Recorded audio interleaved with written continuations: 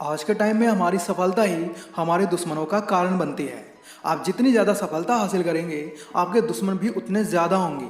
ये कोई बड़ी बात नहीं है कि एक इंसान दूसरे इंसान की सफलता से खुश होने की बजाय उसके लिए जलन की भावना रखता है और इसी जलन की वजह से वो सामने वाले इंसान का दुश्मन बन जाता है और वो दिन रात अपने से ज़्यादा सफल इंसान को नीचा गिराने की, उसे बर्बाद करने की कोशिश करने लगता है।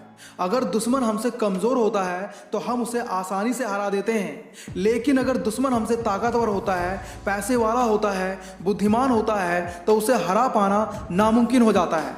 अब सवाल ये आता है, ऐसे दुश्मनों से निपटा कैसे जाए। दोस्तों, आज की इस वीडियो में मैं आपको आचार्य चाणक्य की 10 ऐसी नीतियों के बारे में बताने वाला हूं जिनका इस्तेमाल करके आप बड़े से बड़े दुश्मन को भी धूल चटा सकते हो। इसलिए वीडियो अंत तक जरूर देखना। So let's start the video.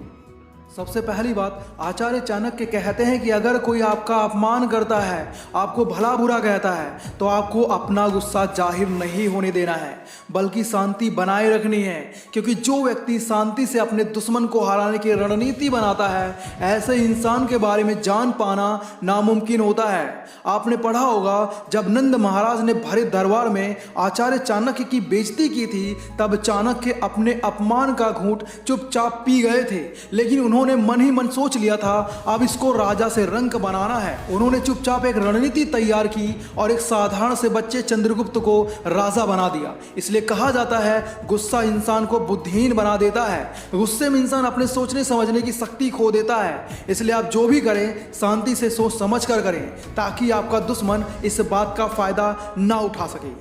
दूसरी बात है, आचार्य चाणक्य कहते हैं कि हमेशा अपने चेहरे पर मुस्कान रखनी चाहिए। आपकी मुस्कान वो शक्ति है जो बड़े से बड़े दुश्मन को भी मात दे सकती है। अगर कोई इंसान आपको दुख देने की कोशिश करता है तो डरने की बजाय खुश रहने की कोशिश करें। ऐसा करना आपके लिए मुश्किल जरूर हो सकता है, लेकिन यही चीज़ आपके दुश्मन को हराने के लिए काफ़ी है, क्योंकि बहुत सारी मुश्किलों के बाद भी आपके चेहरे पर मुस्कान देखकर आपका दुश्मन खून के आंसू रोएगा। ऐसे में वो जब भी आपका मुस्कुराता चेहरा देखेगा, उसके अंदर एक आग लग जाएगी जो आपकी जीत की वजह बनेगी। और यार, आपसे एक रिक्वेस्ट करना चाहता हूँ, चाहे ज़िंदगी में कितनी भी मुश्किलें क्यों ना आ जाएं, लेकिन आपको हमेशा खुश रहने की कोशिश करते रहना चाहिए। तीसरी बात, अगर आपका दुश्मन आपसे ज़्यादा ताकतवर है और आपको दिखाई भी नहीं देता, तो वो सबसे ज़्यादा खतरनाक है। ऐसे में आप सामने से उसका कुछ भी बिगाड़ नहीं सकते।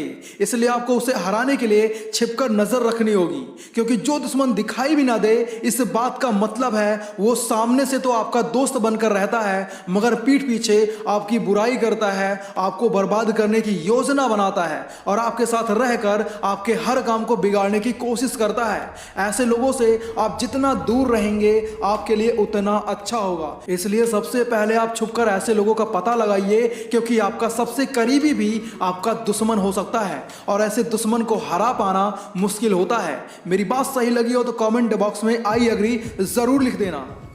चौथी बात है, आचार्य चाणक्य कहते हैं कि एक इंसान अपने परिवार के अलावा अपने दोस्तों, अपने रिश्तेदारों और जहां वो रोज जाता है, ऐसे लोगों के साथ वो सबसे ज्यादा समय व्यतीत करता है।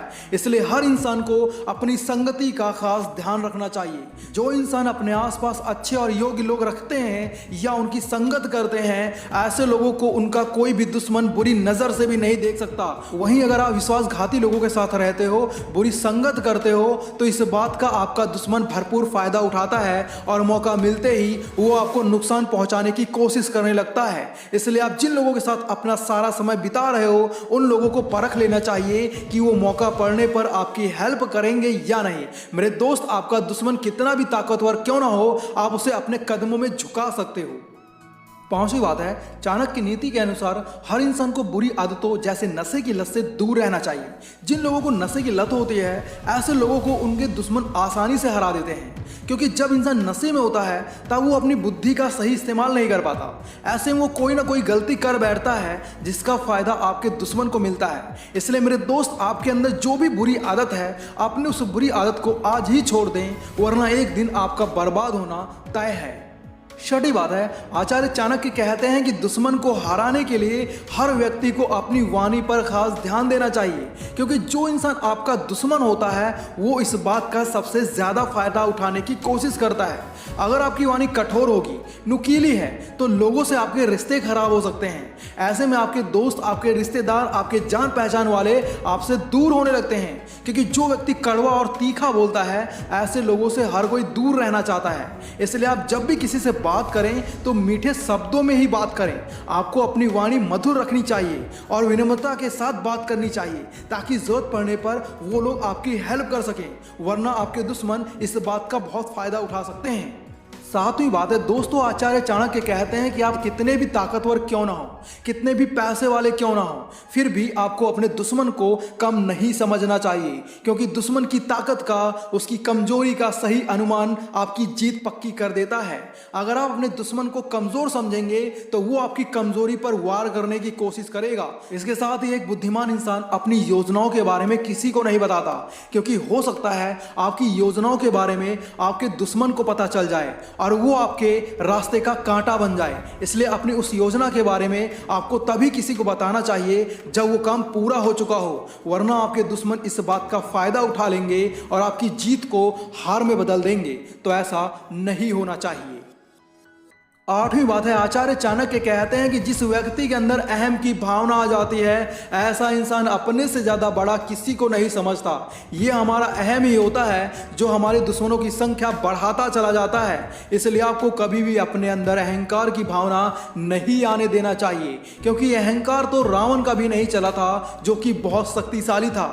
ये उसका अहंकार ही था जो उसे बर्बाद कर गया। इसलिए किसी भी इंसान को अहंकार नहीं करना चाहिए, क्योंकि अहंकार एक ऐसा रोग है जो इंसान को बर्बाद करके ही दम लेता है। नौवीं बात है, आचार्य चाणक्य कहते हैं कि जब दुश्मन आपसे ज्यादा ताकतवर हो तो बिना तैयारी के उसके सामने जाना मूर्खता होती है। कमजोर स्थिति में अपने दुश्मन से दो हाथ करने से आपकी हार पक्की है। इसलिए अगर आपका दुश्मन ताकतवर है तो सबसे पहले शांत रहकर उसकी कमजोरी का पता लगाइए और एक सही मौका आने का इंतजार करें। उसके बाद आप अपने दुश्मन को उसकी औकात बता सकते हैं, लेकिन बिना लड़े, बिना झगड़े।